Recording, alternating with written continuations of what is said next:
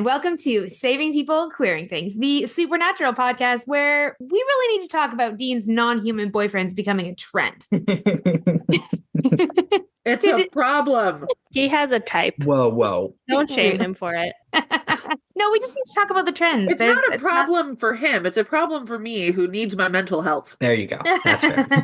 Speaking of which, today we are pulling up to the opening episode of season 8, episode 1. We need to talk about Kevin. I'm your host, August, and my pronouns are they, them. I'm Sam. My pronouns are they, them. I'm Elena.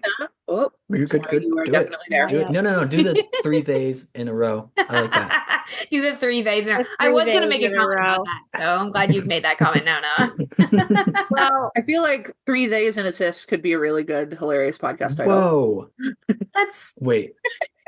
I mean, oh boy. You just say, I don't know. There's got to be a better way to say that. Yeah. Is 3 my days in a sis? gay? Okay, I'll take that. Well, we're all gay. A bi, but yeah. But that's different. That's sexuality, not gender. Okay. So gender is like cis means like whatever you're quote unquote born as. Yeah, it's like a gender assigned at birth. Is like your gender assigned at birth matches your gender identity. Yeah, I didn't mean to impose any labels on it. No. I've just only used that in a derogatory way. So yeah, no, I did not mean it in that way at all. Please use this in a derogatory. I was just using it as a statement of fact, not as a diss. Okay. I apologize. Okay. So sorry. I'm just gonna shut up today. I'm Elena, pronouns they, them. And I'm Noah, pronouns he, him. Okay, so my question today for you all is a lore-related question. And it's, what do you think happens to the monsters that die in purgatory? Well, or okay, like I think I asked this I think they come back, don't they? They don't die. I think we talked about this last time, but I'm like, with new information, do we have any further theories on this? And Elena, I don't think was there for that conversation. No, I still think they come back. Yeah, because I think that they mentioned that it's like a eternal killing ground, but we don't know what happens to humans or angels if they die there.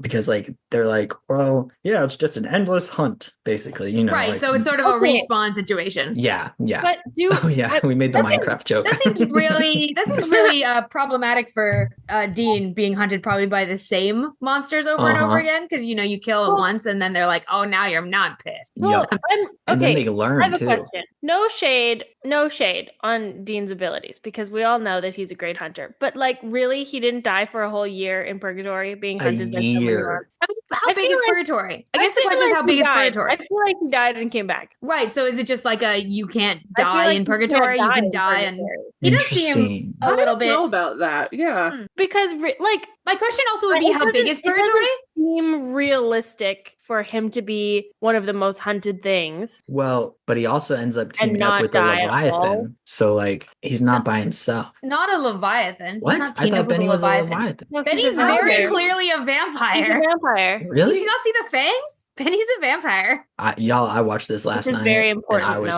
This is very important. Like, we can just clear that up for you right now. Benny's a vampire. That's beautiful. Okay, good to know. Yeah. I would have sworn there were like multiple things and it was like a Leviathan situation. There are. That would add a whole other level to this. If Dean that would be wild.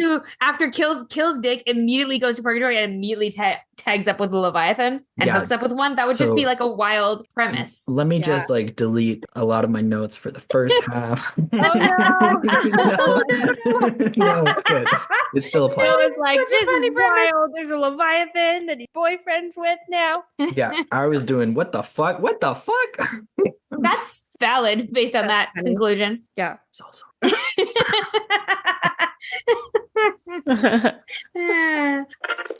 All right. Well, that's not really. We don't really have an answer for that, but that's a good place for us to jump into our episode recap. So, it is time to catch you up. If you haven't watched Supernatural recently, here is what you've missed on the road so far. If you are just now joining us, or if it's been a while, every week we do a recap of both the show as a whole and of this week's episode in only 30 seconds. Whoa. First up, Elena is going to recap the show up to this point, all 7 seasons that we've gone through, which I want to point out that we have been doing this show for like almost 4 years. We've been making this show. No. Almost 4 years. It'll be 4 years. I started recording original episodes. Sam and I recorded the pilot in, I want to say it was like March or April of 2021. Wow. So we're coming up on 4 years from when we recorded the pilot. And we've made it through 7 seasons. And like halfway through this season is is the halfway mark of Supernatural. Ugh. I think Episodes wise. So that's when we have to have like a party. Yeah, we'll do something for it. I gotta figure out which episode it is, but I'll figure that out and we'll do a party. Hey, gotta make a cake. Shout out to our Discord members. We will definitely get some Q&A questions from you guys and answer them on that episode. Like anything you have questions for us, questions how we feel about the show, about specific characters, et cetera, let us know. We'll make sure to put that out there building up to that recording, but I think that'd be a blast. Like, I just remember talking about, like, oh, I can't wait till we get to season 8 because XYZ, and feeling like it was, like, 18 years away. Mm-hmm. You know what they say? Time flies when you're being gay. I was so happy that you said that because it's what I wanted you to say. So I'm glad we had that telepathic link. Psychic. Anyway. Okay, here we go. Elena, 3, 2, 1, go. Okay, so Supernatural is Sam and Dean. They are these two brothers, and they have lots of monsters that they fight, and then their dad dies, and they have a lot of daddy issues, and it's a whole big ordeal. Then they have to, like, one of them goes to hell, and then the other one goes to hell, and everybody goes to hell a lot, but they seem to come back up every time. And then they end up meeting this angel who's, like, very gay, and he makes Dean realize that he's gayer than he first anticipated, like many of us in Supernatural. And then they have to stop an apocalypse, and then there's Leviathans, and there's someone loses a soul. It's a whole thing. And then Purgatory. Beautiful. Yes. It's getting real hard to do that in 30 seconds. Yeah. So kudos to you. Yeah, it's getting tough. I just love how it was, and then Purgatory. All right, Noah, you have the grand honor of being able to recap this episode, season 8, episode 1. Are you ready to do the first episode recap of the season? Oh, I can't believe it's season 8. I'm having feelings.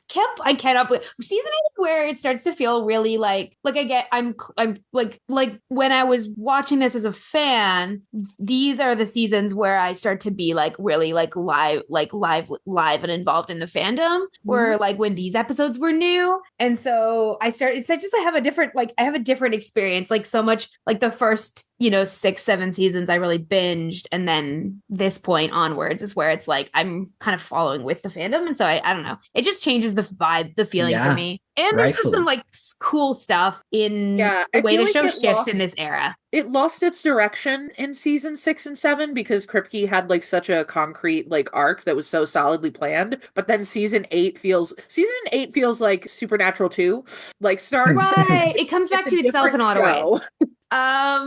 We'll talk about that a bit more in a moment, but first, Noah, I'm gonna count you in. Do it. All right, 3, 2, 1, go. Okay, so we get a whole 1 year later flashback, and then Dean shows up covered in blood, sexy as fuck, as we all know. And then Dean carries a vampire out of purgatory with him and releases him. They're like friends, they're tight, they're brothers. Oh my god, they're fucking. And so then we get a brother reunion with Sam, and it's really nice. And then Sam has these flashbacks the whole time, and he like hit a dog, and then he took the dog, and Kevin's there, and Kevin kicks ass, and he's kind of working with Crowley, but is really betraying him, and is really fucking smart. Noah, that was one hell of a recap. Thank you. Well done. Really remarkable. Setting the tone for this season. Yeah. Now that we're all caught up, it is time for us to jump into this week's hunt. And today we are pulling up to season 8, episode 1. We need to talk about Kevin. As always, we are talking about this season premiere through the theme of family, as we have been doing, I think, since season 2. Whoa. We've been doing this in season 2. Oh. I feel compelled to say the phrase, in the Impala, we all fam. Oh my god. Oh, There you go. There's another good title. With this, the first kind of place I want to start before we actually talk about the episode itself is that we are in a new Supernatural era again. At the end of season 7, Sarah Gamble decided to leave the show writing position to work on other projects and focus on other things. Ooh. And Jeremy Carver took over as the Supernatural showrunner. So we are in officially a new era. Now, see, that's wild. I thought that Dobb came next. No. Okay. Well, hey, I mean, I've never seen it before, so. What do you know? Fuck up. There are kind of So yeah, like with that era shift, there are kind of 4 eras of Supernatural in a lot of ways based on the 4 different show running teams that ran the show. And we are in the 3rd of 4 eras. And I wanted to kind of give that as a little bit of context because we're going to notice, I think, a shift again in the storytelling, in some of the, not the themes, but like in some ways, it coming back to some themes that were really prominent in the Kripke era. And yeah, Elena, you as the other like person on the show who has been watching for a really long time, you might also have some kind of insights on like why this show running change is a kind of a big deal and what it kind of means for this season. 84 years. No, but yeah, I really enjoy the tonal shift that we get to experience. Me too. Seasons 6 and 7 are notoriously my least favorite. And I think it sucks because like I hate that my 2 least favorite seasons are the ones that are run by a woman. Like that makes me angry. Sexist, Mike. No, it's not at all. No, I kind of feel no. I feel similarly. She's and I believe that like I don't know how long after it was. I think it was a couple of years. But Sarah Gamble ended up going to work on Magicians. And like I love her work on that show. Like she's great. It just was it wasn't really a her problem. I think it was more of the show knew what it was in seasons 1 through 5, and then it didn't. Yeah, I think it was an issue of the team didn't know what to do with itself without Kripke because he was such a guiding force. But some of the fun stuff that we have to look forward to with Carver that I think is really cool. I like to jokingly refer to this as like Supernatural Part 2 because this is when like not only do you have like some tonal shifts and other things like that, this is when like the color correction really starts to change. Yes. Oh yeah. This is when the show also like gets its like its editing sorts of shifts a bit. Yeah. Some of it's improved. Some of its filmmaking, like they clearly like their budgets also improved. Yeah, by this point they are as we would comically later find out many years after this aired, the CW was never profitable, and Supernatural was holding them together with duct tape. Yeah, but they were like the CW sort of like flagship. They were the flagship. They were the CW. They were the main show that was bringing in the lack of bucks. But what do we think was second? Was it probably Vampire Diaries? Oh, probably. Vampire Diaries. It'd be so much better if they said it like that. Vampire Diaries. It really would really change the vibe a lot. Yeah. But I really like where the storytelling goes this season. There's a couple of things that bug me. One of which Noah already pointed out in the recap. I fucking hate the I hit a dog arc. We're gonna talk about every fiber of my being. I have thoughts. I have so many thoughts on that. Sam told us before we started the episode that they have most of their notes are about the back half of this episode, and I know exactly why. Yeah. That's the case. Yeah, I'm excited to hear them. I have a lot to yell about. But I think that we're in for a lot of delightful stuff. And this is also the season with one of my favorite finales of the whole show. It's a good finale. So I very look forward to getting to experience Noah's experience. There's also just, I don't know, I feel like the queerness also, like it's been ramping up, but it gets, they really lean into more of those storylines in there was no era. Going back after Charlie got here. No, and but even just like you think about like the dynamics between characters, like this season is going to start with some of the like most sort of like homoerotic like tension between like Dean and another new male character where Dean's gonna have all this tension. Only in love with he's such a monster fucker. It's ridiculous. Right. It's funny because in the fandom sometimes we talk about like Sam's cursed penis and Sam being a little bit of a monster fucker, but like Dean is arguably like Dean is more of a monster fucker than Sam. Angel. Sam is sort of accidentally a monster fucker. Like Sam falls for someone and then it's like, oops, oh no, they're a monster and I didn't know. Whereas and then they die. The people he sleeps with. Dean is cursed by the people he wants to sleep with. Yeah. To fuck a monster like pretty often.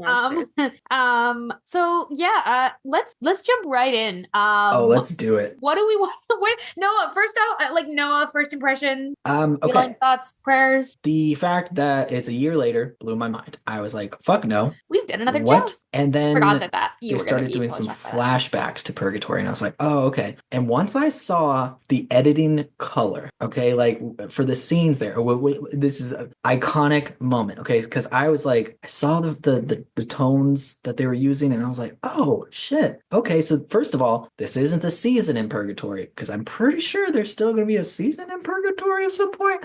I don't know, but I know that this season takes place in both, and like it's going to do flashbacks and I shit. love when you don't know things. It's my favorite. Me too. It's not frustrating at all. It's happening more now that we're like further in, which is another reason I'm excited about this kind of back half of the show. Yeah. Is that like you and also Sam just are going to know less. Yeah, I'm excited. I'm excited. Especially to not be the only one here in this position. We're going to be on the same team. The storylines get more ridiculous and more like I think that's irrational. Why I stopped watching. The power escalation is ridiculous. Right. And like sometimes it works and sometimes it really, really doesn't work, but it does make it really hard to predict what's coming. Good. Anyway, continue on your thought. One thing I could predict coming, and I have this in my notes, and once they started doing the flashbacks, and I was like, okay, some Purgatory flashbacks. Honestly, I'm so excited to finally witness the scene from the iconic Sarah Bareilles Brave edit, where it does the ever since your history of violence. And it's Dean circling someone with like a knife and shit. I haven't seen that. Really? Okay, well, that is so specific. I love that song. Lives in my head rent free because not Where only... did you see this? Everybody's seen it on Tumblr. What are you talking about? That's fair. That's fair. Everyone except for Sam, I guess. Sorry. Well, Sam wasn't a Tumblr. And Elena? For literally everyone else on this call. Oh my god. Okay. Who's been chronically on Tumblr for a decade. We can... Please find this, Noah. We gotta link it in the episode description. It'll take me 7 seconds. Okay, but please be careful. Yes. What do you do?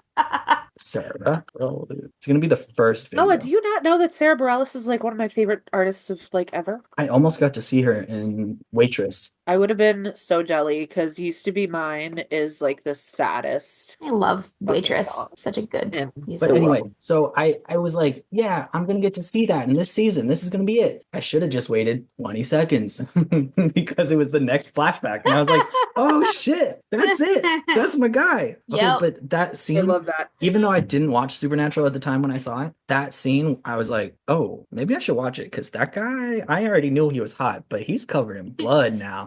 And he's looking Purgatory threatening. Purgatory Dean is like another level. And like I don't know what it is, but it's the color gradients of the Purgatory flashbacks, like everything they're doing. Like I think that like Dean's like hotness factor is like peaking immediately when you hit season 8.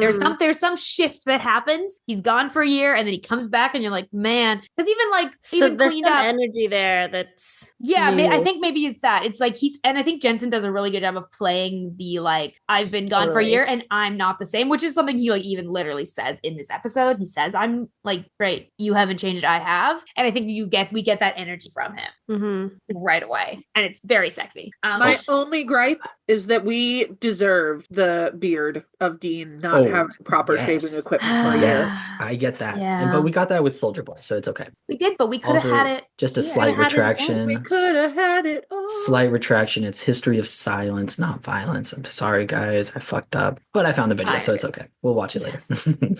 Sounds good. Okay, but was it just me and watching it really late at night and a little too drunk? But the first like 15 minutes felt like I was watching it on 1.5 times speed because like the scenes, the dialogue is also back and forth and so fast. And I was like, what is happening? There was stuff that happened in this episode that I thought happened like an episode or two from now. There's a lot packed into this episode. I thought some of this at moments. I loved it. I could still follow it all, but I was like, whoa. I thought the Kevin stuff at the end was in the next episode. Like, with the that's a whole like there's this episode's like really several like intricate specific sections plot sections, and there's a lot going on. Real quick, well, okay, first of all, the brothers hugging, love to see it. They need to do it more because I love them. Sam being like way less shocked about Dean being back. He's like, oh yeah, cool, I knew it would happen eventually. Boy, we have some feelings about Sam in this episode. I wish that the hug had happened before the checking, but that's I actually kind of liked that Dean's. I don't know. I thought it was a good way of showing Dean's sort of like purgatory trauma, in that like he has this sort of manic energy to his like check of Sam. He cannot. He's not fucking with this at all, and I think that Sam, showed. Like, Sam clocks it too. Sam's like, "Can I hug you now? Say hello like, first. Calm down, please." Because usually it's a little more perfunctory. It's like, we're doing the check, but like it's not. There's more of like a giddy energy to like say hi and be reunited, whereas there's not that here. Here he's like, it's a quality we have not seen in Dean before, and I think it's really born of his time in purgatory. Yeah. Yeah. Before that though, Logan, I want to. Okay, we can keep. Actually, no. Let's finish talking about that scene. I want to go back and talk about the first Dean and Benny scene. But I have like a bunch of things to say about that. So the one other thing that I have to say about that scene with the brothers, just like a super casual line, not very many feelings about it. Cass didn't make it. Oh, the fuck does that mean, sir? Oh boy. Fuck right off. Oh boy. 2 premieres in a row that we are mad. Dean is losing Cass twice in a row, 2 seasons in a row. I hate it. Let's not make it a hat trick. Cass didn't make it.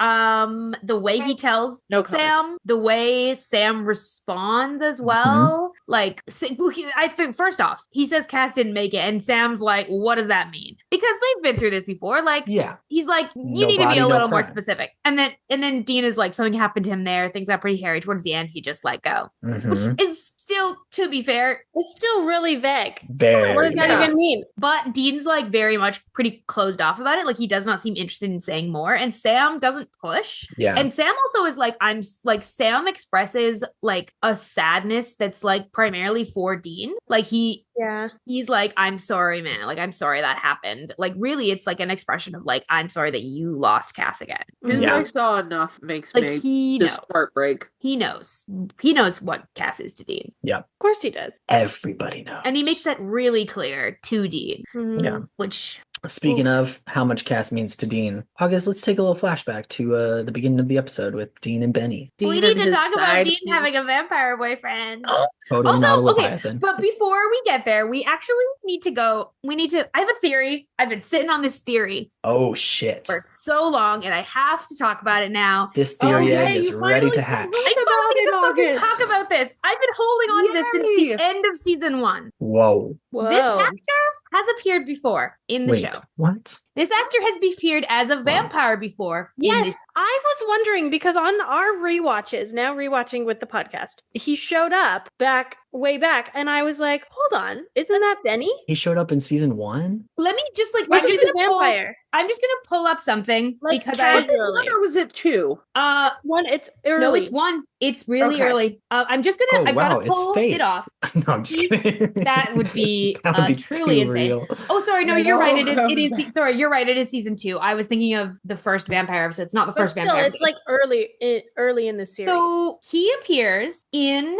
Bloodlust. It's the same episode with Amber Benson. He appears in one of the Gordon episodes, and it's really interesting because he appears in an episode where there are vampires who aren't killing anyone. Oh. And when Sam and Dean have this whole wrestling with these vampires aren't killing anyone, do they deserve to die? And Gordon's like, yeah, we're gonna kill them anyway. Vampires don't change. And eventually they actually let these vampires like go, including the vampire named Eli, who is played by Ty Olsson. Now, they're not intended to be the same characters in terms of the writers. However, I personally am like, it's there. It should be.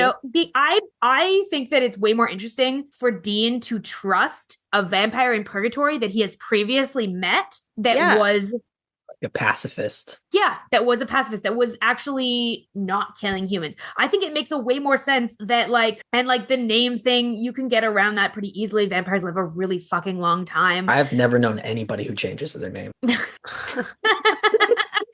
What's that like? But like, I just think you can get around some of the like differences. The only thing that happens in 801 that like you have to kind of explain around is that he talks about like not having like a lot changes in 500 years. But like, did they clarify if the vampires in season 1 had never had human flesh or like they stopped? I don't think we get clarity on that for every single vampire because I think there's some different experiences with those. Anyway, I think it's way more interesting to think about like Dean connecting with like Dean getting also like that gives this vampire a reason to trust this human. Like that gives him a reason to be like, there's a human in purgatory and it's a human who previously let me go. And he's like the world's best known hunter, basically. Like at one point, all of angels and demons were looking for him. So like he's like, and that just means that at some point between season 2 and season 8, like Benny got killed and ended up in purgatory. It makes me wonder if the names that they were using in season 2 were just aliases. That's what I think. Is that's my theory. And I'm think so it makes glad you finally get to bring this up. I think it makes his character so much more interesting and also like gives them history that also means the fact that they have this chemistry and connection also way more interesting because I don't know. They have so much chemistry right away. Like they're the scene with them at the beginning, like the way they move around each other, the way they talk to each other. Dean goes, everything working. Benny goes, good enough, flashes fangs. It's very charged because of both of their acting choices. Like that's not reading as like just like war buddies, which is the platonic explanation that people will give for their relationship is that they'll be like they're just like really close war buddies, and I'm like number one, acting choices are very loud this episode. Both of their choices are really loud. Ties are also really loud. Also extra canonically. You might be about to say the same thing I was just about to say. Can you say it actually? Because I have Italian on it. You say it.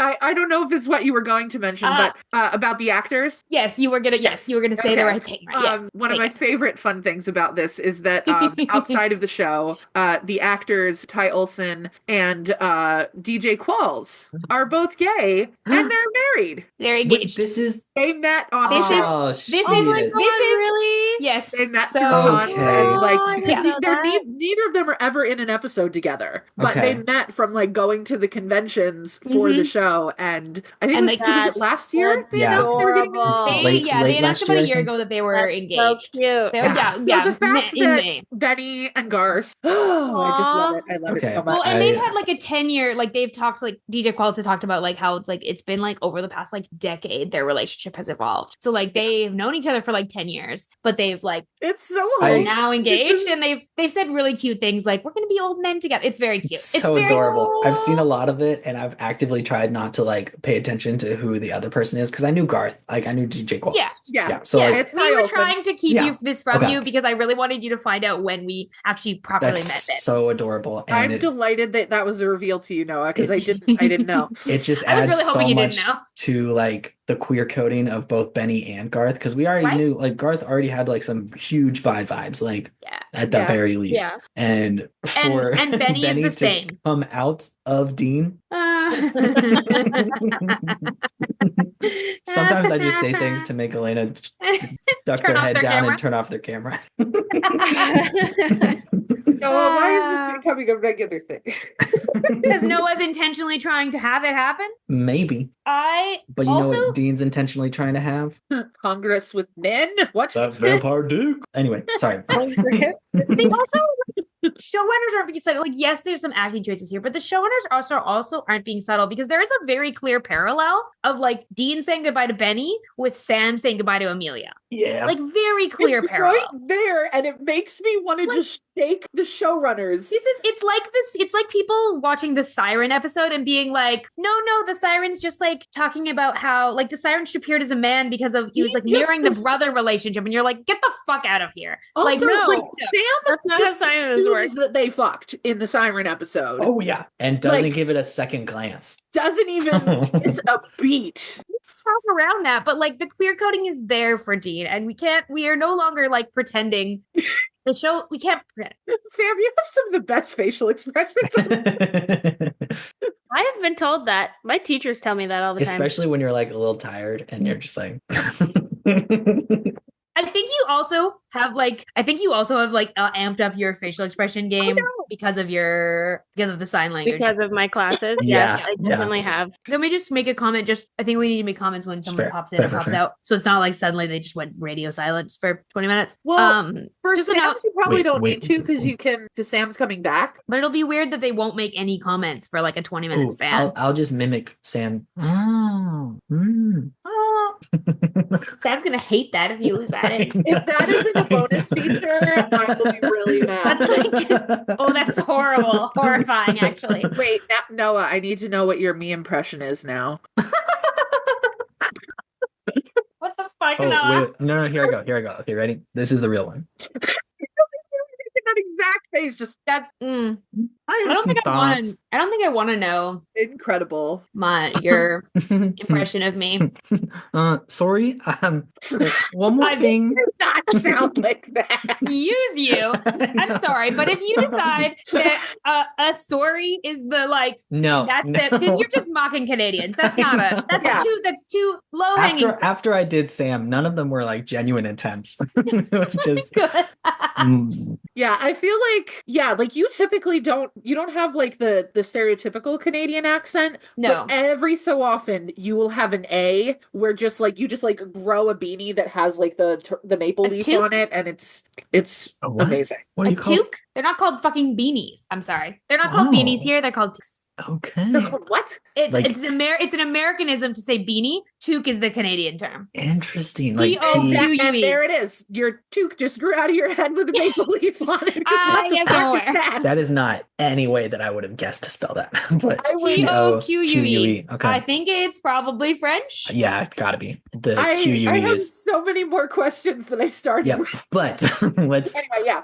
Sam had to hop out for a minute. They are gonna come back, but we're gonna keep rolling. Keep this Benny train rolling. Thought, from Elena. Hop on the Benny train, just like Dean. If you think about family, I was thinking about the fact that they do a lot of mirroring in this between. I have one thing that is a significant point that I want to make related to family. And then so I really love the fact that this one is a family episode because their reunion feels so related to that, and their way in which they talk about Kevin, because I know the episodes we need to talk about Kevin, but the way that Dean confronts Sam about this perceived abandonment of Kevin just reeks of early seasons Dean, where family really is everything.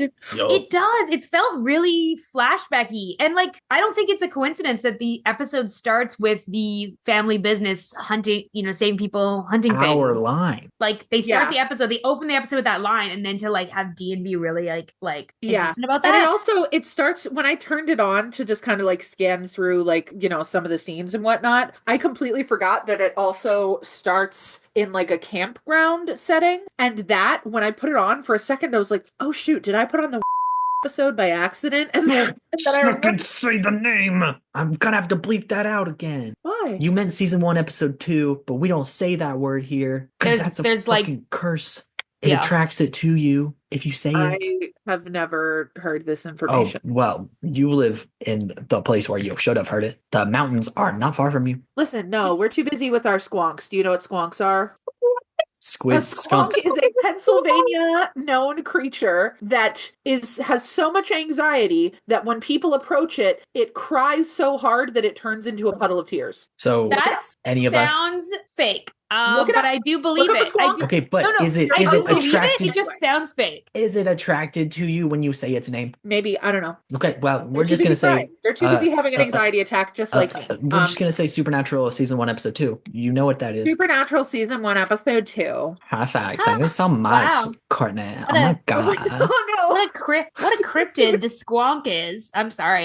Wait, what does it look like? Damn it! It's ugly as fuck. It looks exactly how you would expect a creature that gets so sad it cries itself into a puddle. Yeah, I have seen that before. I've definitely seen this cryptid before. It is a Pennsylvania cryptid. No, I've just seen it in drawings. Yeah, we've seen it in real life. Everybody. I like this cryptid. I too am a Pennsylvanian that cries myself into puddles of tears. That's basically my sleep demon. Why did we ever do honestly, this is the missing episode I want. I want a squonk episode. Yeah. where we talk about local cryptids. This extensively on other podcasts. I love the squonk. I want a Supernatural episode where they're up against a squonk. Oh my god, that would kick ass. Sorry. Anyway, family. That'll be your birthday fic for next. Honestly, I would be so happy. So this reunion gave just you a flashback. So much metaphorical stuff here. Anyway, but yes, episode 2. Flashback to an episode with a creature that Noah will not allow me to name. Correct. Even though I've said it many times and I seem to be okay. I haven't melted into a puddle of tears yet. It's not what it's gonna do to you. Anyway, no, that episode, I thought I was watching that episode because it's so similar in vibe. But it also is just like a nice moment because you realize, like, you kind of realize that how Dean's sense of family has evolved beyond him and Sam. Mm-hmm. And that's the biggest thing I gotta say about season 8 and going forward is this is when it really starts to become like a found family show. Yes. Not that was never there in like the earlier seasons. Obviously it was. But you start the show out with it's Sam and Dean against the world.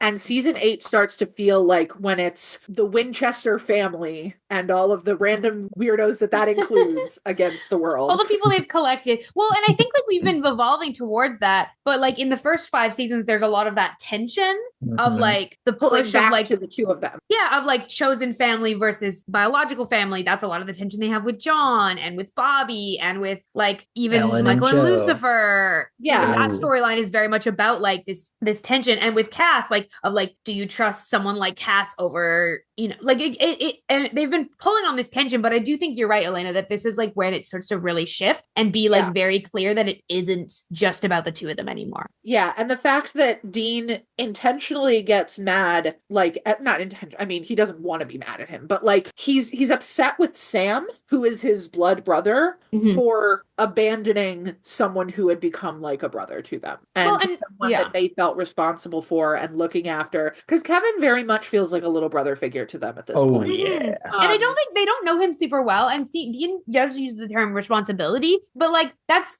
for Dean, family. That's like, what family is. Like family is responsibility. Family is like Dean saying that doesn't mean that he feels You're supposed to eat your food and break your heart. Exactly. Elena, don't do Bobby quotes. It's too soon. So sorry, buddy. Too soon. Yeah. But that's my biggest point about this episode. Good and like point. How it starts us into this season.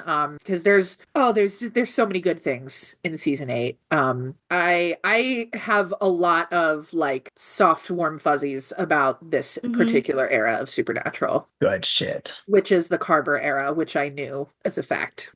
Yeah. Because keep referencing cut material. People are gonna ask questions. No, leave that one in there. Oh, I will. Which is the thing I know because I know facts. Throwing shade at my hour ago self. But yeah, that's really like my biggest point. And I hate the dog arc. I hate it. Boy. And as a person who is really sad by the, representation of women in Supernatural, Amelia just ain't it. The fact that Sam says, and we're going to talk about this more when our co-host Sam is back, but like Sam says, like, I had something I've never had before. And you're like, what? First of all, that's a lie. First of all, that's a straight up lie. Blatant. A crime against Jess's name. But also, like, this girl? Really? Like, she's not well written and she's not interesting. And like, yeah, it's a writing flaw. It's not a, this is not a, people not liking Amelia is not a sexism in Supernatural fandom. It's a writing issue. Because there are lots of women that Sam have been with that we've liked. They don't give her a chance to be a well-rounded character. But I do, sorry, chew this mint before I cough. I think it also just like has to be mentioned the parallels between the Amelia and Sam dynamic and the Benny and Dean. Like, yes, this will not be the last time that Supernatural does that shit. And that is all I can say without giving major spoilers. That parallels. But they do this. They really do be paralleling. They will parallel Sam's relationships against Dean's relationships, and Dean tend to be gay. And yeah, Dean's tend to be like quote unquote deep friendships with male characters characters, and Sam's are like deeply romantic connections with female characters, and we're like they're very directly narratively parallel. This season has one of my favorite and most like cited moments of bisexual Dean Winchester.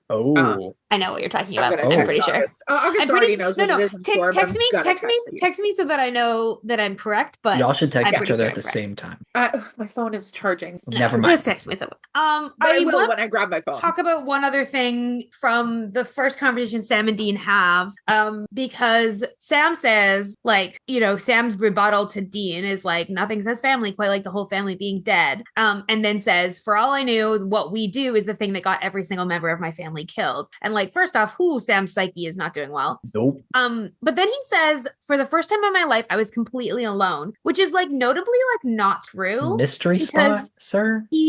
But also like Stanford. But I think the difference is that this is the first time Sam hasn't chosen it himself. Yeah, it's been forced upon him. But also in Mystery Spot, he still had Bobby. No, but he avoids Bobby. Yeah, he but that's avoids different. him, but he's there. And what I think Sam is trying to imply by this is that literally everyone I have held dear in my life to this moment is dead. Yeah, is dead. Not just like disconnected from me, but dead. And he hasn't chosen this. Like he did not choose to walk away from hunting to like build a new life. He has been he's committed. He's committed to the family. He's committed to the family business. He's committed to the hunt. And all the hunt has given him is every single person he loves is dead. But he also has no idea what happened to Dean or how to get him back. Which is not the first time that's happened. And like that, I do throw some, I like have a lot of empathy for Sam for this because he is doing the best he can. Also, it does feel a little bit odd that this is the choice that he makes and that he doesn't look for Dean. But all in all, from my side of things, I am so excited for this season as a whole. And I can't wait for it to get gayer.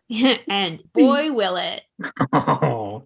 Elena, I know you have to go early, but do you have a mixtape and or a blessing for us before you have to head out? I do not have a mixtape selection, but I will give you a blessing. You a John Bellion one, no worries. You're probably going to use that. It's fine. My blessing this week is 400% for Kevin. Good. Because sweet baby boy. Didn't sign up for this. Had this all kind of thrust upon him and really has to go through it alone. And I hate that for him. Mm-hmm. So lots and lots of love in that shiny little kid's direction. Damn, very well done. Well, hey, thanks for joining us while you could. Appreciate your input. In the Impala, we all fam. Okay, bye. Talk to you soon. I was waiting for Noah to just kick me out of the call. It was gonna be great. Oh, and hey, look at that. Sam's back. No, there's no way to make this not slightly awkward. Sam's back. So we're gonna continue kind of talking about I want to talk about the Sam stuff more in depth because we kind of started touching on it while Elena was still here, and now Sam's popped back in. I'm fucking ready. Yeah. Why don't you take it away, Sam, and we'll add on to stuff that you say. Well, I would like to start out with saying I hate this storyline. It was so bad. All caps hate this storyline. First of all, the whole him not looking for Dean. I'm just really disappointed I want to say I'm disappointed in Sam, but I'm actually not disappointed in Sam. I'm disappointed in the writing because this does not feel like Sam to me. Not at this point in the storyline. Like maybe back in a few years ago, but like this doesn't seem like season 7 Sam, season 8 Sam kind of choice. Yeah. So the whole him not even looking for Dean or Kevin and just being like, oh well, and moving on so quickly. Yeah. Is not especially Kevin. Like if he had figured out that Dean, like maybe say he looks for Dean, figures out that Dean is in purgatory, but has like no idea how to get him out. Well, and I could see him then, but there's he not didn't like even try. There was no investigation. Literally just like, oh well, they're gone. At the end of the season, Crowley is like, well, where do monsters go when they die? And so he implies that it's purgatory. So like, right. Sam's not stupid. I can see an aspect of him not looking for Dean, but Kevin, he's been in hell before, and he tried to get him out. Well, so like, why this time? Why this time? Yeah, what's different? And it doesn't seem like they really explain that. It's because he's with Cass. And they weren't in a I mean, that helps. I think that helps him be less worried about Dean. But still, like, purgatory. For him to just move on and be like, create this whole new life and just be like, well, I guess it's my way out of hunting. That chapter's done and I'm not going to think about it. Like, that's so incredibly out of character for Sam. And I really hate it. And also, I hate the whole, like, not only did he just like not look and like move on with his life, but like he just moves on with this random girl and settles down. And right. It's like the story Sam has done several times where he like pieces out for whatever reason and then goes and like tries to create like a normal life. But this one feels like worse than Jess and feels worse than like when he left during season 4 and 5. Like it feels really forced. It doesn't feel it feels like we were mentioning earlier how it's sort of a throwback to season 1 and like trying to set them up for a similar storyline where Sam's been out of it and conflict in there. It feels forced in a wrong way. It feels really forced. And they don't seem to have like no shade on, maybe a little shade. Shade is fine. Shade is fine. They don't have any chemistry. Oh no chemistry at all. It's like and also it's painful to watch because it's like what are you even doing? Well, neither of them seem to actually be happy. It's just like, okay, you're just together for what? Why? Because Sam felt guilty about a dog. But like that's the other thing. It's like, okay, so she pressured you into taking the dog that you hit and then you fell in love with her. Which is really concerning. Very toxic. Her professional standpoint. Why would you encourage the guy who hit the dog to take the dog when he clearly doesn't want to take the dog? You were setting that dog up to be abused. You don't know Sam at all. That's really bad. Like, get the dog to a shelter. That's really unprofessional. Like, it's just like, and like, this is your profession. Why? What? Right. What? One sec. My fridge is open and I need to it's just everything is very off. Yeah. Did not love it. And I don't like it. And I'm not gonna lie, it took me a while to put together the fact that the vet was Amelia. Like was You're the like, girlfriend. What's I was like, doing? Why is she? What does this have to do with anything? Like, kind of rude, mean. I feel like they're trying to play it as like flirty, but it comes off as like aggressive and like. It's really, she's quite mean to him. Yeah, if I dealt with that, I'd be like, I'm out. Like, bye. Like, right. Like this is not like I mean, I don't know. Whatever. We're not kink shaming here, but like, no. But she's not mean. They're not mean in like. She's not mean in like in a way where it's like, ooh, they have chemistry, but like there's like some sexy little banter. It's like she just kind of like for that. Don't get me wrong. They just don't seem to be a good fit. No. Immediately. There's no reason after this interaction that she should be like, and he's cute. And he took the dog. Oh my gosh. Yeah. Wow. Like, make sure we get his number. Dog after I yelled at him. What a great guy. So listen to me when I yell at him in the future. He said he's often on the road. Like, what? Who? Again, this is, the supernatural writers and writing women that are making decisions that make like zero sense for any sensible human to make. And for some reason, a woman does it just because of the Winchester brother. Presumably just because they're hot. I don't know. Hot and a little bit nice to a dog. Which, I mean, okay. Like, sure, I get it. That's attractive, but ignoring all the other red flags. Yes. That's the thing. So I'm like, that in itself, like, go for it. That's enough to be attracted to someone. But then there's also all these like red and yellow flags, and these women just kind of ignore them. It's like, and these women with like no offense, green.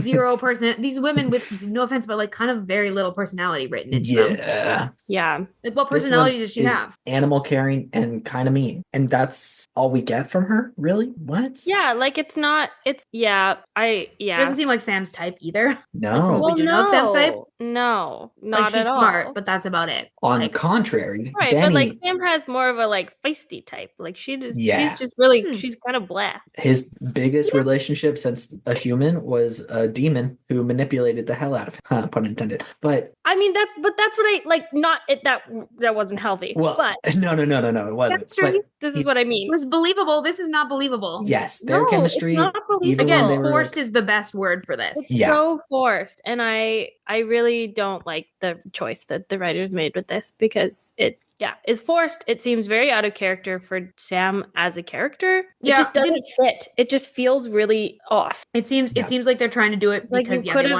could have, if you wanted to have a storyline where Sam didn't look for Dean, you could have done it in a way that was more natural for him as a character. Or you want him to be out of hunting for a while, have him like try to do something, have him search, or have and then have it go bigger badly. happen to him where he gives up because of some like this was not Dean just disappearing. Dean and Kevin disappearing was not enough for him to give up. There needed to be something else. Especially since he says, for all I knew, what we do is the thing that got every single member of my family killed. He distinctly does not know that Dean or Cass are dead. He doesn't know that they're dead. So like, this is not like, he said, nothing says family, quite like the whole family being dead, but the whole family is quite literally not dead. Right. And they're gone, but they're not dead. Right. Like, exactly. why would he, that's the thing that's weird. It's like, he's not, it doesn't even so little try to give confirm anything. He doesn't even like, especially because like they're big on Hunter funerals. So like if he thinks Dean it might be dead somewhere, find him and give him a respectful funeral. Right. Like, and we just came out of Bobby. Like right.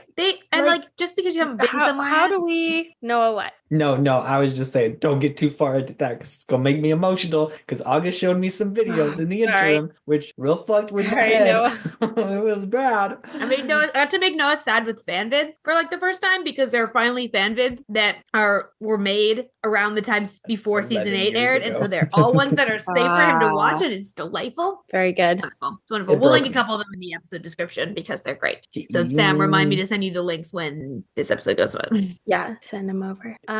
Yeah, it's just kind of that's my rant. And you know, Sam says, you know, I'm still the same guy, Dean. But the thing is, he makes he's not. Even though he's made all these weird decisions, but they also don't seem to have made a huge difference in him because he immediately jumps back into hunting. By the end of the episode, it's like nothing has changed. It's like a year hasn't passed. Yeah, it's so weird. Dean is very distinctly different from his time in Purgatory. You'd think that after a year of being out of hunting, Sam would also be different. Like we noticed that with Dean after the year with Lisa, where there was a difference when he came back to hunting. There was a difference in his approach, in his mood, in his way of interacting. He was rusty in some areas. His hesitation sometimes. Yeah, whereas Sam just sort of like goes back to hunting with Dean in this episode. They don't even really have a conversation about it. No. It's just kind of assumed that now that Dean's back, Sam's back in the hunt, and there's no. Right. And just feel like this life that he built for a whole year. It just doesn't seem like the stakes are really there.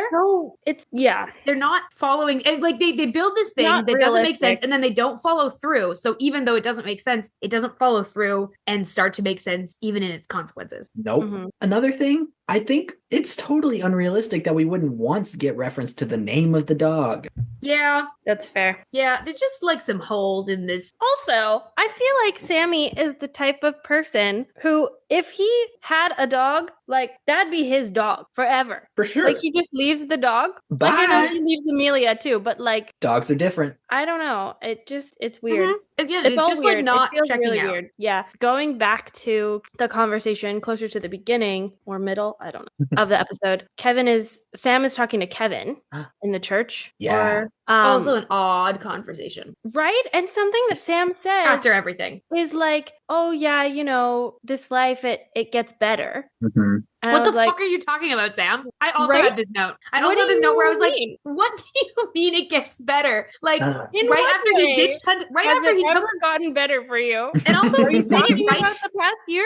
He's also saying it gets better right after, he ditched hunting entirely, where he just like pieced out. He didn't like think about the consequences to anyone else. He just ditched out. Mm-hmm. And like, it feels like he's like, my note in here was that it like feels like Sam is lying to himself. Like, it feels like he's lying himself to cope with the decision that he made to leave and the consequences of that, which is that like Kevin got really fucked over and like he's honestly gotten incredibly lucky that Kevin is alive. And he does not seem to so fully sit with that. He just kind of gives this kind of he like gives apology. I was just gonna say it's very half-assed, this apology that he's like, oh yeah, I should have been there. Sorry. I should have been there, but like it turned out. And you're like, whoops. It could have very easily not. Like Kevin could have died immediately. It has like absentee father vibes. And the reason why he did it is because Kevin's such a badass. Yes. And Kevin did that for himself. It has nothing to do with... No, and Kevin also went through a lot of trauma. There's like some pretty significant implied torture. Like, yes, Kevin got badass, but like Sam... And you can see... Cost? I want to talk more about Kevin later. You can see the changes. You can see the whole attitude changes. Which, the kudos to them. The writing for Kevin and the performance of Osric is really, really well done. Yeah. Kevin got badass, but yeah, like despite Sam, and it does not feel like Sam fully grasps that. Like the fact doesn't really, like, he's saying things with his mouth, but the energy is not, like, he's not taking responsibility. The energy is is really genuinely saying sorry. He's just being like, well, I did what I had to do, and be like, I'm sorry if bad things happened to you. Not like, I'm sorry that like I didn't support you. You got dragged into this life. I was the adult. Which Sam knows. And Kevin says that too. Kevin's like, oh, you've been a hunter since you were a kid, right? And Sam is like, yeah, pretty much. And Kevin was a child. Like when Kevin goes missing, he's 17. Like this is not even like an adult person. This is like Sam literally. And Sam like this is really quite hard for me to believe, is the turning off of his phones. Because I'm like, the not looking for Dean is one thing, and that's complicated. Yeah. That's complicated. That one I have a little bit more like understanding for narratively.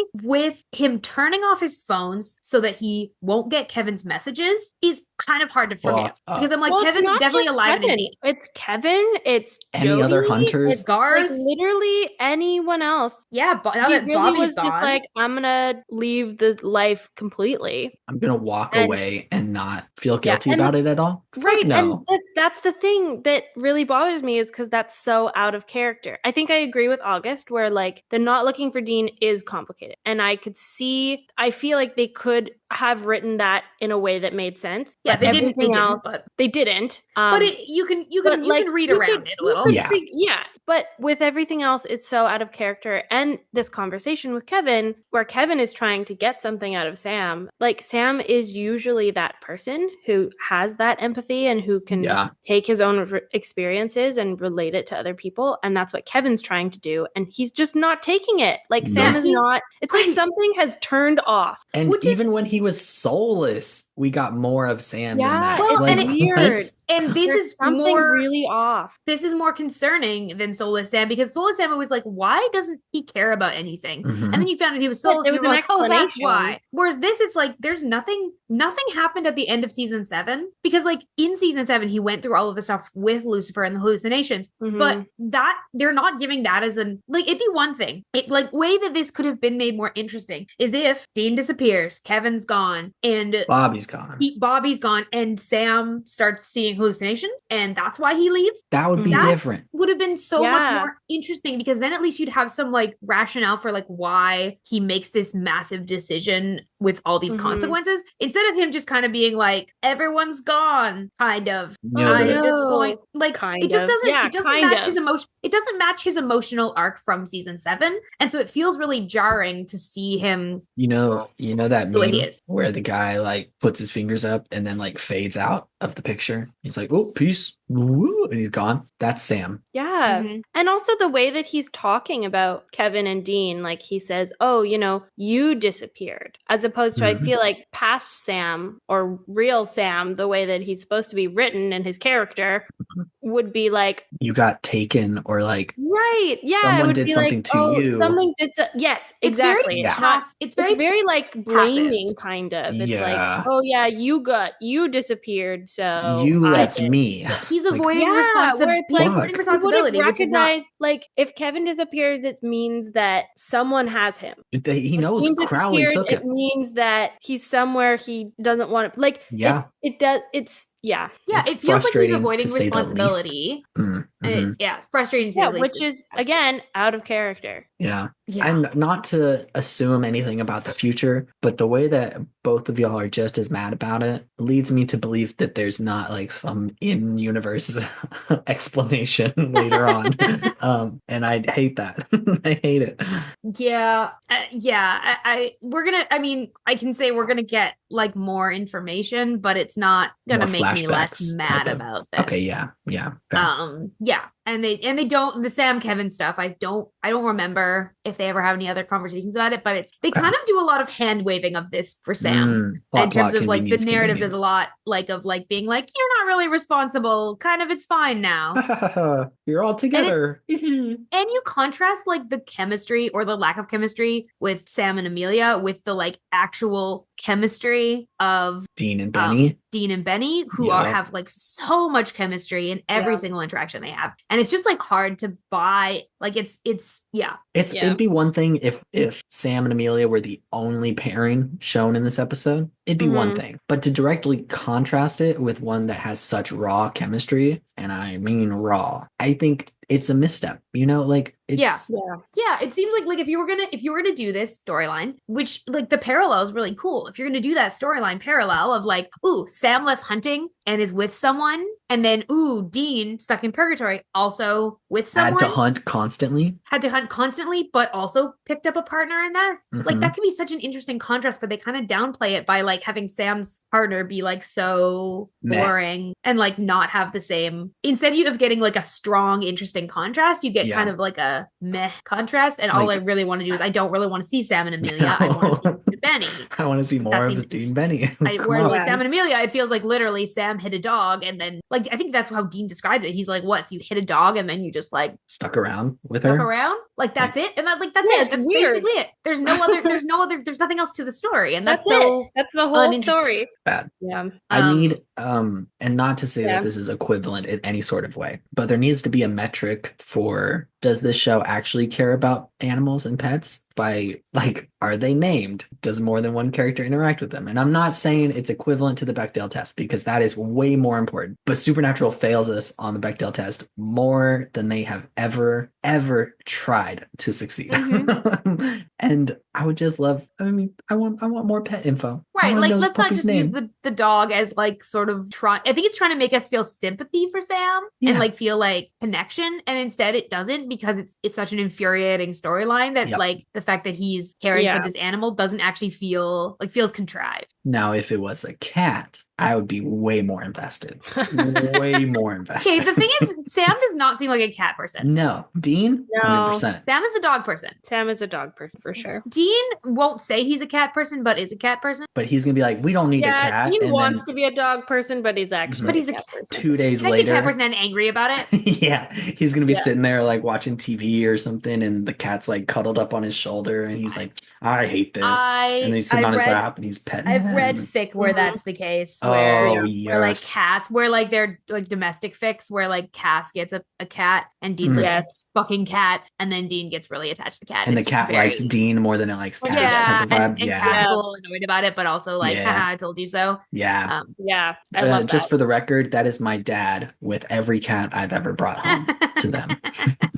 He's like, I don't care about this thing. We don't need a cat. Like, it's fine. 2 weeks later, he's like petting Skull as she sits on his lap, and it's like, hey, are you warm? Puts a little blanket over her, and I'm like, oh my God, that's so cute.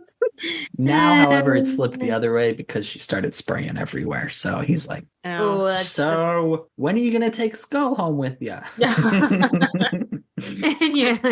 Like, Taz and Pepsi would bully the shit out of her. So maybe. Yeah, so then maybe not. But then every time over there spending the night, I wake up in the morning and Skull is like sitting on me and looks so cute and precious, and I'm like, maybe I do want to take you home. Oh my gosh. Anyway, I think we need to talk about Kevin. Yes, let's talk about Kevin. Oh my gosh. First of all, I know that he's gone through a lot of trauma, but like the glow up is real. Yes. Well, it's the confidence. Like, yes, a lot of that's come through trauma, but also like Kevin, when we met him, was like frenetic energy and like obviously really intelligent, but like lacked the confidence. Yes. That he has now. He was like, if I'm prepared for anything, then I will win. But this one, he's like, no matter what happens, I'm gonna win. Like I'm smart enough to figure my way out of anything. He's not. He doesn't feel like he has to be perfect. Yes. He just has to be like better than them. Better than whoever he's up against. Yeah. It's sort of like, going from Thor to the Avengers with Loki, how Loki's sort of a twink in the first one, and then in the Avengers he's like emo twink with like real big trauma and real big emotions. You're not wrong. I love it. Yeah, you're not wrong. But Kevin, first of all, having to go through whatever tortures Crowley contrived for him, and to get the confidence to read the word and be like, hey, this is how you open the gates of hell again. And telling Crowley, like, fooling Crowley is a huge accomplishment for an 18-year-old now. Like, yeah, he's 18. Ridiculous. Most full-grown adults, Sam and Dean, have to like bend over backwards to make that happen. Mm-hmm. Kevin does it at 18. Insane. Yeah. But then to do it and then also lie to the demons in front of him and be like, oh, I was actually reading stuff about how to kill demons. So you're dead. Bye. And then to get the drop on Crowley again later, like weeks after that first thing, like at most. Wow. Like so he has come so far from like the kid who like gets taken by Crowley. And like clearly he has. And like clearly him spending this year, like he spent this year. I mean, we commented on this in the end of season 7 of like him picking the lock. Yeah. Like he already had some of those things and he was picking up these like resilience skills really, really fast from the moment that he became a prophet. But it's just accelerated to the point where like this feels like a different character in a lot of ways. Like, but it also feels like natural, like it feels earned. Yeah, it's whereas like Sam's thing was up. Forced. This is an earned promotion. I love it so much, especially because everything we knew about Kevin before last season was, he wants to, make sure he's perfect, keep his grades up, keep everything going right. And in this one, he realizes the cost of betraying Crowley is potentially his girlfriend dying. Like, even though when he has an opportunity to talk to her, he tells her everything's going to be all right. And he takes those stakes and still makes the decision that's best for the world, humanity, like quote unquote, the right thing to do. Like, that's a hard ass decision for an 18-year-old to make. Absolutely is. And he does it. And I think that he is smart enough that he knows that they're not really like, he knows what's going to happen. He knows Crowley, right? Because he knows Crowley has tortured him for however long and is using him. So he knows that he's not going to stick to whatever deal he makes. Well, exactly. Like, he knows that that Crowley's not going to, in the end, he's not going to be able to save her. Yeah. Like, no at this what point, he chooses. She's already gone. Yeah. So the fact that he gets to speak to her one last time is better than he could have hoped for, honestly. Yeah. And it's like, it's really impressive what's happened to Kevin, but it's also like really like tragic because this is this kid that like, the one interesting thing in that conversation with Sam and Kevin is that like Kevin asks, like, he's like, yes, you grew up in this. And the interesting thing is like Kevin didn't grow up in this. Like, Sam and Dean's tragedy is that they like never knew a life outside of hunting. Kevin's is that like he did, and he's still a child when he gets that all like yanked away from him, and he's never going to have the option of going back to, and he I think he spent this year realizing that. And it's worse. Well, not worse, but like it's different because like Sam and Dean being raised in it, not knowing any sort of life outside of it, they yearn for something outside. Kevin isn't just a hunter, he's a prophet, which means that like supernatural beings will try to control him. He can't leave. Like, and Dean kind of like the conversation that Dean has with him at the end, he's kind of like, you're in it. Yeah, he's very upfront. He's like, you can't leave. Which I think speaks to his purgatory trauma. Like, oh, absolutely. He's not able to say that in a very compassionate way because he's just come out of a year of like, he's really rough around the edges, more than normal. A little impatient too. Yes, I agree, but I do think that there is some like care there. I think there is care in it. I think that maybe the tone is not right there because of his trauma and everything. Yes. But going back to our theme of family. Yes. I thought it was really cool that Dean kind of like gives the family mantra. Yes. Where he's like, it's the family business. You're in it. Including this is your life now. Ooh, that's and good. Kind of like welcomes him in. He's like, yep, Kevin, you're part of it now. Right. Like it sucks, but you are with us now. You're with us. Yeah. Mm-hmm. I think you're right that there is some care there because it's not as empathetic or compassionate as he usually could be because of the trauma. But like the care is him wanting Kevin to be safe, and he'll be safer once he accepts that he's in it and is like, okay, well, I guess, this is it. Right. And he's also, and it's probably also coming a little bit from Dean is feeling particularly sensitive about this because he just heard from Sam that Sam was able to just like walk away for a year and shrug it off. And Dean's like, fuck that. Also, like, you had the opportunity, Sam, to just walk away. Yeah. Kevin doesn't have Kevin that. Doesn't. Kevin's a prophet. Kevin doesn't matter what Kevin does. Kevin is a prophet. Like literally from God, he can't leave. The only way he gets out of it is he dies. Yeah, and so Dean is like, how dare you like squander your not even squander that, but just like you like how dare you not consider that? How do you not consider that? And like and for him to he's making sure that Kevin knows that like we know you don't have a choice in being here, but we are not going to abandon you. And he's saying that we aggressively, like Side-Eye and Sam, like we are not going to abandon you. Right. And he's like, I'm saying this thing because Sam should have said it a year ago. Sam should have said it when he found you a year ago or when he looked for you a year ago. Which, can we talk for a second about, I know this isn't a finale, but there's a line in here which says, oh, so free will, that's only for you? Sam talking to Dean. Mm-hmm. And oh boy, are we missing the point here? He just needs to get a good shaken. Like, you exhibited free will by what are you talking dropping about? all of your connections and quote unquote responsibilities, but let's be real, responsibilities. Right, let's be real that wasn't for like real. yes you technically had the free will and the ability to choose to walk away, but that choice does not come without the consequences of like your decisions. abandoning some of the like the responsibilities that you have also like chosen and your family. Like he fought for Kevin. He fucking knows what that's like to be abandoned from John. Like he knows what it feels like. So like, come on. He also, in terms of Kevin specifically, he knows what it's like to be given an identity and given a like destiny, a role. Yeah, he knows what it's like to be able to be like the boy with the demon blood, who can never not be the boy with the demon blood. Like Kevin is the prophet; he can never not be the prophet. Yeah. Sam, even more than Dean, Sam should like really viscerally understand what this is like, and for him to like just sort of be sort of blasé towards Kevin is like really like not. Sir, did you forget who you are? It does right now. Like it's maddening, really. Yeah.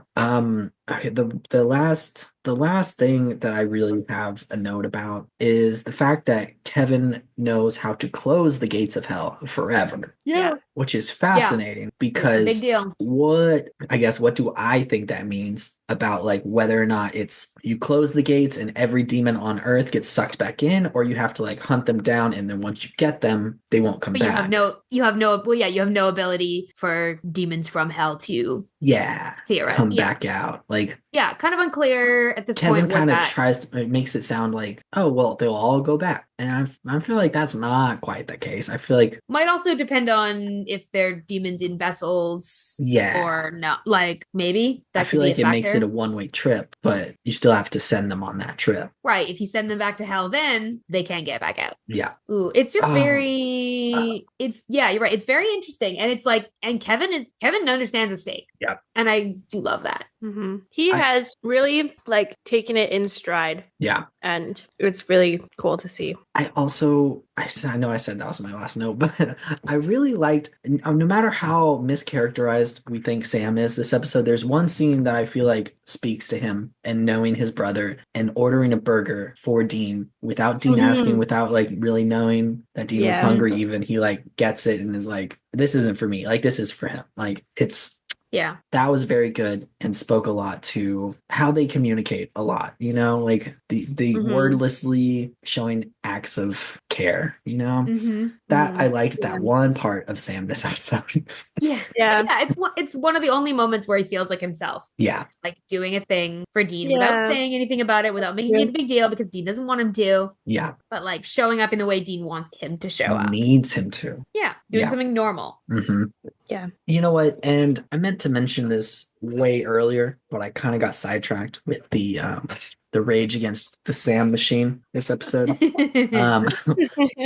But Sam in particular this episode was my inspiration for my mixtape pick because mine too. I went with an honestly iconic song called My Wife and Two Dogs by Quinn 92. What? Oh my God. Heard that song. It's a fucking bop. Let me just tell you. My wife and two dogs. Okay. And it's talking about how, sometimes life is so intense and so stressful that I just need to get away. Like go out to the beach and rent a house there and I'll unplug from everything, disconnect, and I'll just spend some time with my wife and my two dogs. Woof. That's how the song goes. And wow. It's pretty good. I mean, the song is phenomenal. Don't get me wrong. But the connection that it has to Sam in this episode is like, yeah, he disconnected himself from his entire world and everything he knew and everything he cared about and got a dog and got a girlfriend and kind of said, that's enough for me. Who cares about my family? I'm not saying that it's right, but that's the song it made me think of. That's a good, very on theme sort of pick. Mm-hmm. Yeah. Mine is along similar lines. The song I chose was Somebody That I Used to Know. Yes. Also a good By choice. Goit. It's like my feelings about how Sam is in this episode. I'm like, who the fuck are you? I don't understand. I love that choice for that. Good. I love when they go meta narrative on the mixtape choices. It's about my feelings, actually. It is. It is about my feelings. Yeah. Some of the lyrics are like, well, you didn't have to cut me off, make out like it never happened. Change your number. Have your friends collect your records and then change your number. Yeah. Now you're just somebody that I used to know. Yeah. I it's like on the nose. Fucking love that. On a somewhat related note, because I'm extra. You remember the eclipse that happened last year? Yeah. Right? It was a whole big deal. So it happened that Texas, specifically where I grew up and where my grandpa lives, was right in the path of the ideal like visual representation of it. Right. So Nice. my whole family came down and we had like a little eclipse party. And so we all made I think I remember you saying that. Yeah. I mean, we all made like little glasses, right? Which like the glasses we got, but then you make a paper plate and you cut it out and so you have like a face hole. So it like really cuts out everything else except for what you can see through the glasses. And this is what mine was. Oh my God. It's very good. And for the people at home, it's I love it. Pretty decent recreation of Go TA's face in the Somebody I Used to Know music video. I don't know what possessed me to do that day. It was just like something that popped into my head and I was like, oh, you know what? I love it. Let's do that. So I looked at pictures and did it. So I'll make sure we get a picture posted in the Discord the week this comes out. Yeah, that sounds very good. But great pick, Sam. My mixtape pick is Oh No, by Grandson, the one that is in the Suicide Squad movie. For those who are like, what? Oh my God, very good.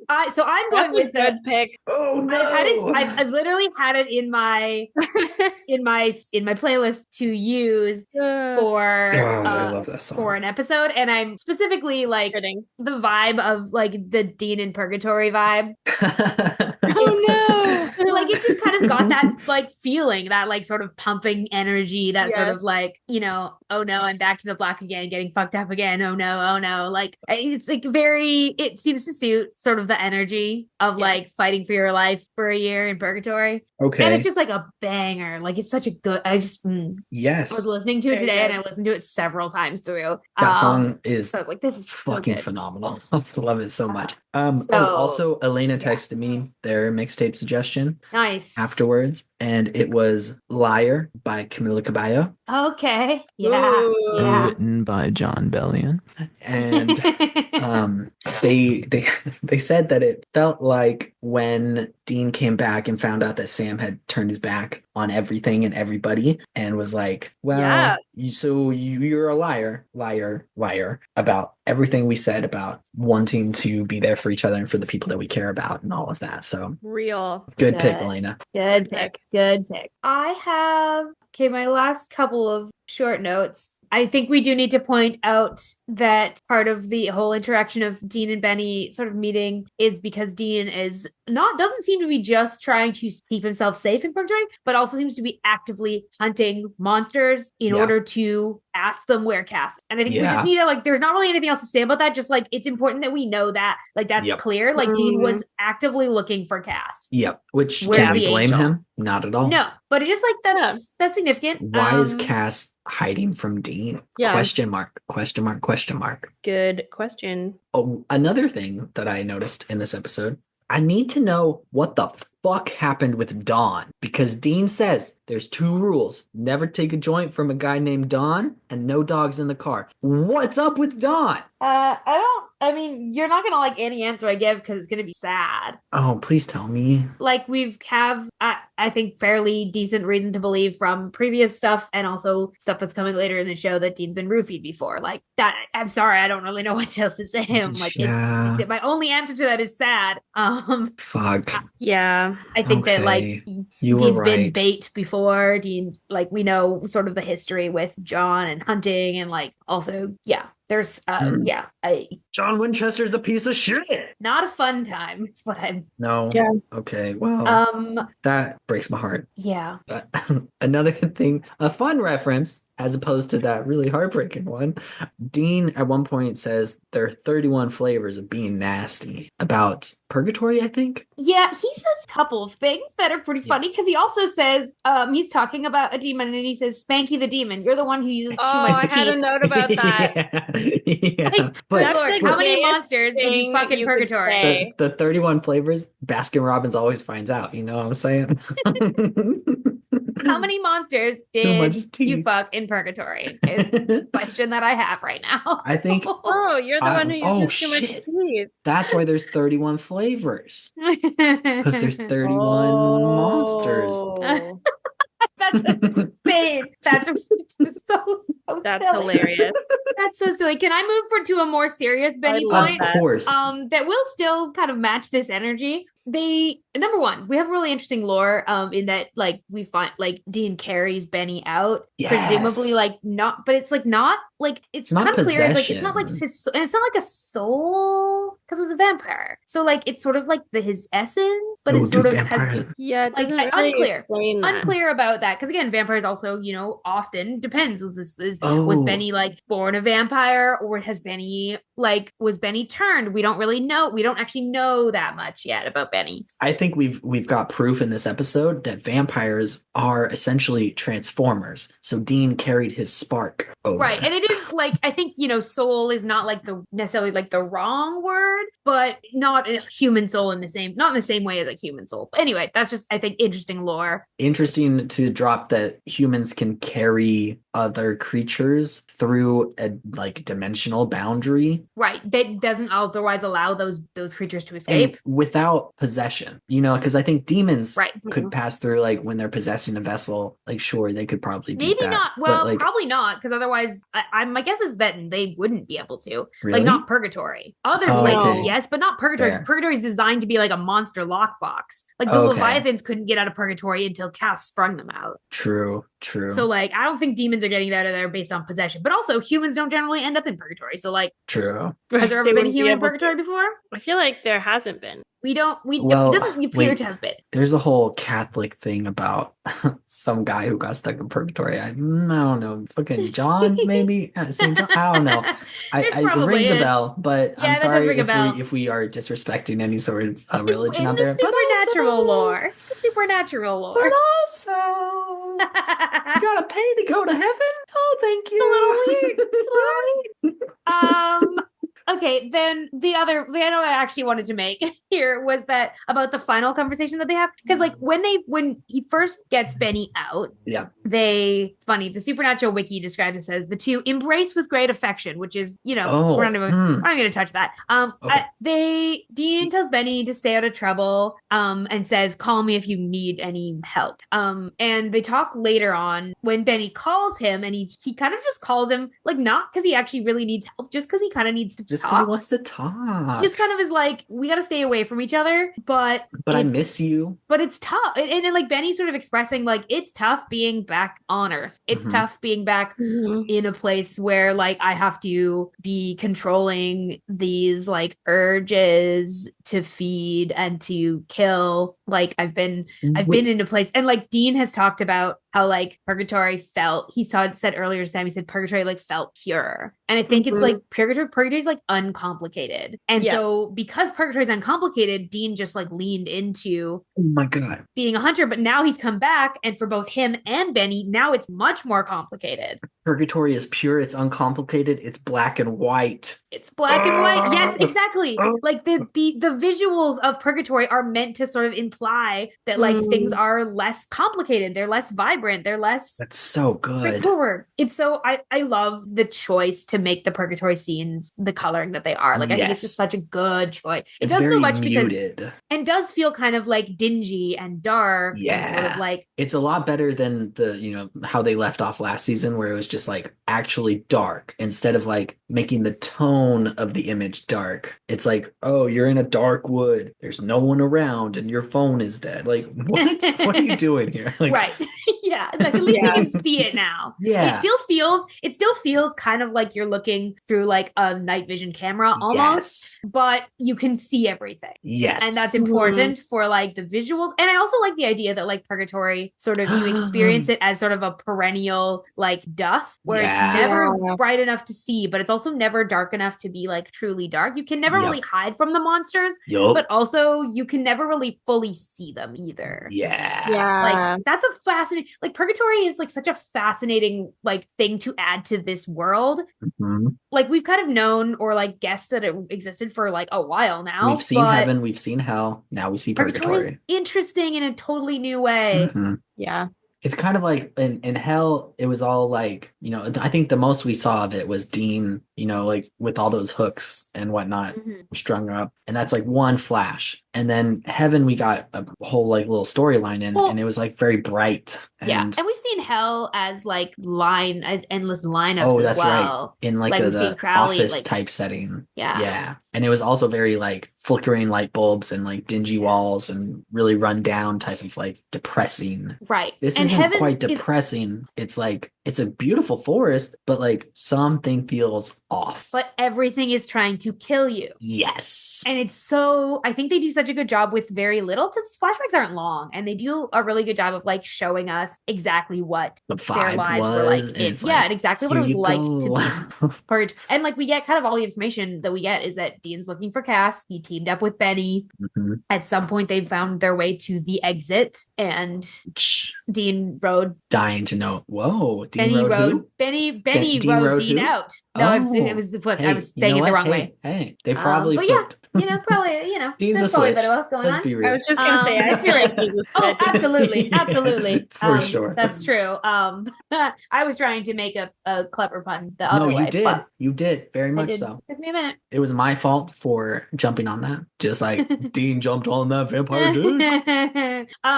My final note, which is not about Dean and Benny, is just that it's just a hilarious comment Kevin makes to Channing, where the moment when he says he's got like 2 seconds to give her in you and you're going to your safety school.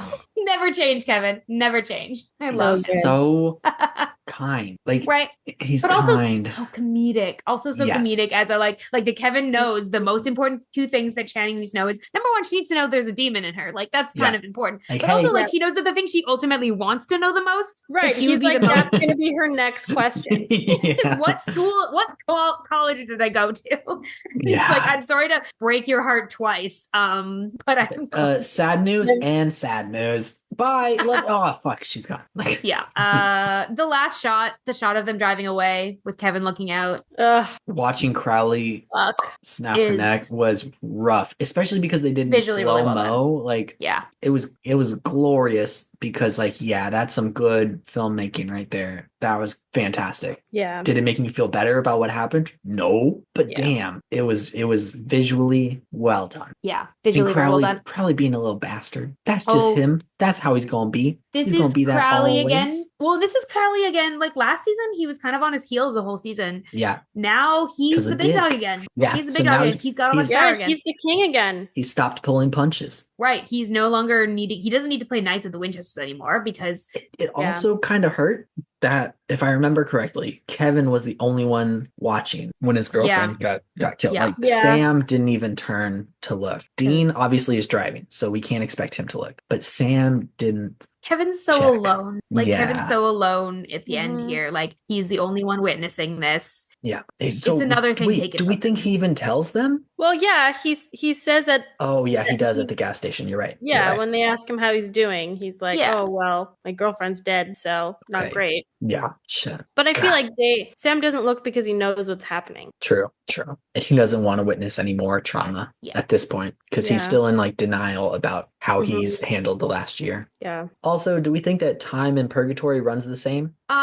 I think based on what we know later on, no, that it does. Like this is not like a hell situation. Okay. Or like it runs similarly enough that like, I mean, I think based on what we know in this episode, like Dean says it's been a year. Sam, like they don't have any, there doesn't seem to be any disparity in their records to each other. And I think they would have mentioned it if there was. Yeah, like Sam says it's been a year and then Dean is like, yeah, time flies when. Right. Like I think you're murdering people. It might not feel the same in purgatory, but that's probably because it's like endless of the same. This loop. Not because it's actually different. It's a death loop. Yeah, and you don't have like clocks and shit. Yeah, true. Damn. Honestly, this might be, and I know this is early to say, but this might be my favorite season premiere that we've had so far. I can't recall all of them right now, but it feels like this is the most I've wanted to talk about a season premiere in a while. Cool. That's exciting. Nice. Well, and you joined us I've been anywhere from 3 on. Yeah. I was there for. Yeah. And so that's actually pretty high praise because like the season 4 and season 5 premieres, I think are both quite good. They're very, very good. I'm not trying to say they're not. Like none of the premieres so far have been like bad. No. But this one's very good. Yeah. And maybe it's because I like Kevin's character and I like really Dean going through purgatory. And it's like, yeah, okay, those are both really, really compelling. I think Lazarus Rising is still edges this one out for me. You're right. I forgot that was a season premiere. but like this in the 3 to 8 range, this might be a close second. Okay. For me, in terms of premieres. Now that I've remembered Lazarus Rising, I agree that one's probably a little bit above. But this is a very close second. Yeah. And I think also, like in terms of having lots to say about it, this one gives us so much. Yeah, true. To talk about. Because you kind of had to, keep your tongue in your cheek for most of our season 4 episode 1 discussion. Yeah. And there was a lot that you didn't want to reveal about the future. A lot I knew about the plot line and a lot of hinting at the plot line. Maybe once we finish season 15 and we do the Winchesters season 1, the Winchesters, maybe Devastating. We go back through key episodes. Like we do the premieres, the finales, we do Faith, obviously. I think we do some highs, some like the best episodes, some of the key ones. There'll be we're gonna rewatch the episodes relevant to the Winchesters because there's a half dozen episodes that are specifically relevant to the Winchesters that we'll also probably rewatch. I think I'll make this decision here and now, whether or not I hold to it in the future, because that's like 2.5 years away. In between, like whatever episodes we watch, I'll rewatch it, the whole thing up to that point, so I can do my like second viewing. Yeah, that'll be so cool to see how it changes. Also, once you're like really attached to the characters. Yeah, seeing foreshadowing about Bobby seasons before it happens, gonna kill me. Oh yeah, knowing it's coming, then and having to live with it then. Spoiler alert for the Winchesters. If you don't want to hear this, skip ahead 15 seconds. But when he comes back in the finale of the Winchesters, I'm going to be so fucking excited. Oh my God.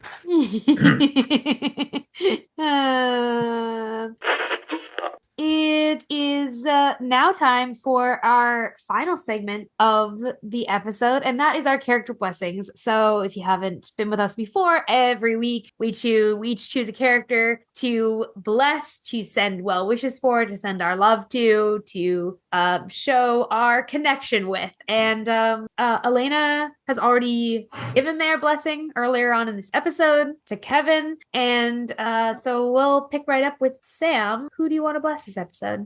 Well, I wanted to bless Kevin. There's never been a rule you can't bless the same person as someone else. I've literally never said that. You all like treat it like there's a rule where you can't bless the same person, and it's literally never been a rule.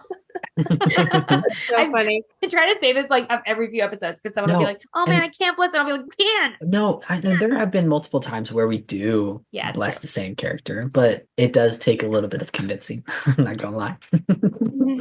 Okay, well, I really want to bless Kevin, so I'm gonna bless Kevin. Do it.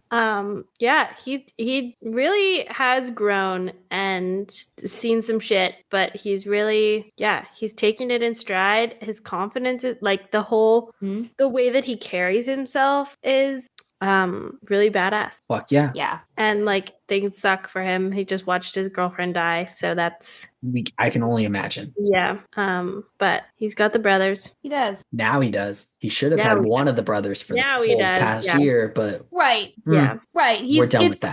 He's arguably in a much worse position than he would have been if he had had their help much earlier. But he at least now has their allyship and their help in terms of figuring out this whole tablet instructions for closing the gates of hell potentially. Yeah. Mm-hmm. I'm gonna bless Dean this episode. He is clearly, he's not the same. He's changed. It's really going to fuck with your brain to be in constant like fight mode, constant like survival mode. And he's like been in constant survival mode like most of his life as a hunter, but particularly to then be in purgatory where it's literally like fight for your life at all times. And he talks about it feeling pure, because I think he's really struggling with like the transition back. And it makes me think a lot about like people who have been in a prolonged period of crisis and then now are transitioning into being in not that period of crisis, and how like disorienting it is when you're so used to crisis that your brain finds,